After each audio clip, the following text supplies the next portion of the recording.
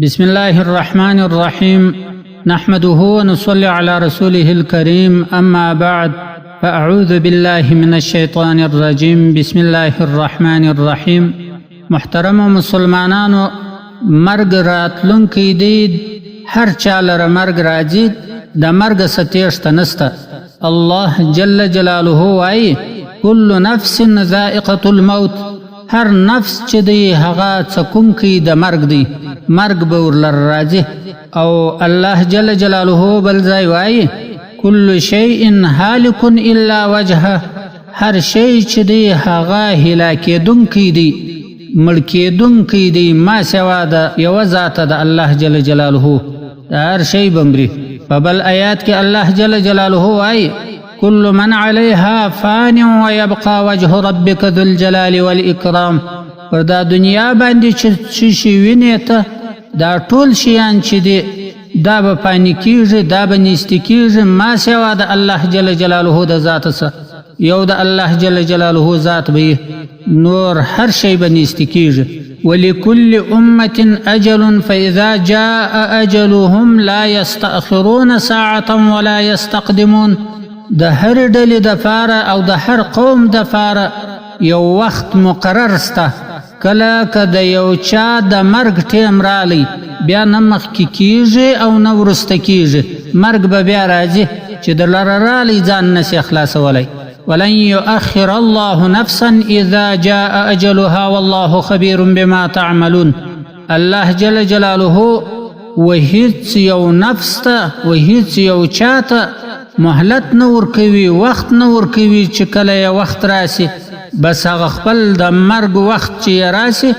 بیا به مهلت وهیڅ یو نفس ته نور کول کیږي وهیڅ چاته وخت بیا نور کول کیږي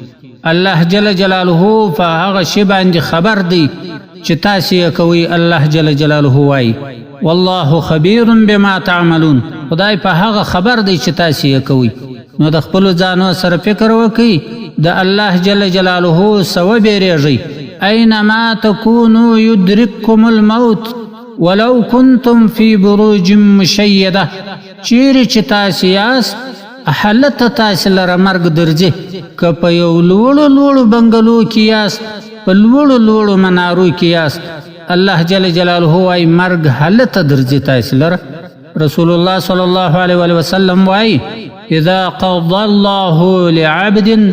أن يموت بأرض جعل له إليها حاجة کچیری الله جل جلاله د یو چا د مرګ وخت را نږدې کی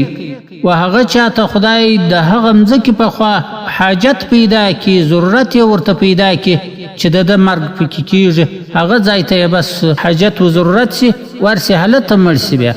قل إن الموت الذي تفرون منه فإنه ملاقيكم ثم تردون إلى عالم الغيب والشهادة فينبئكم بما كنتم تعملون الله جل جلاله وايي چې تاسې د مرګ سزغلی د کوم مرګ چې تاسې تشتیږئ تاسې نزغلی د مرګ سره به یو ځای کیږئ نو چې د دې مرګ سره یو ځای سواست بیا به الله جل جلاله ته ورځئ هغه الله جل جلاله چې هغه په پټو او پښکارا باندې عالم دی بیا به تاسو خبر کې پاغه باندې چې ته کم کار کاوي ښه کار مې کاوي که مثبت کار کاوي بیا به تاسو په دا باندې خبر سي نو نن لا ځان وګورئ نن لا فکر وکئ نن لا سوچ وکئ چې بیا هلته په دا باندې ته پوه سې چې ما کم ښه کار کړی دی کم مې بد کړی دی بیا تېښته د هغه ځان نسې کولی نن ښه عمل کوه چې ښه عمل دی و آخرت ته جمع سي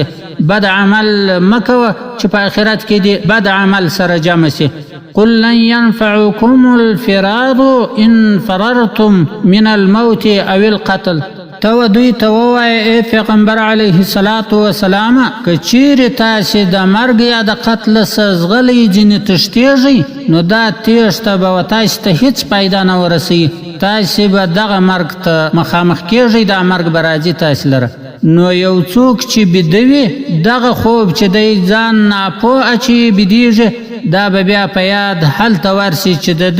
د دنیا سلاس کو تاسو او نیک عمل یې نور نس کولی، بیا به دلته یو سړی په ځان پوه سي چې ما په دنیا کې کم بد کارونه کول، غلاوې مې کولې، زناوې مې کولې، لمونځ مې په باکه کاوی، په لمانځه کې مې سستي کوله، وسیله مې نه کوله، انسانیت مسلماني مې نه کوله، نیک عمل مې نه کاوی، بد عمل مې کاوی، څنګه کارونه مې کوله، دا به په آخرت کې هلته په یاد درسي، او بیا چې په یاد درسي فایده بیا نه لري. صدق الله العلی العظیم.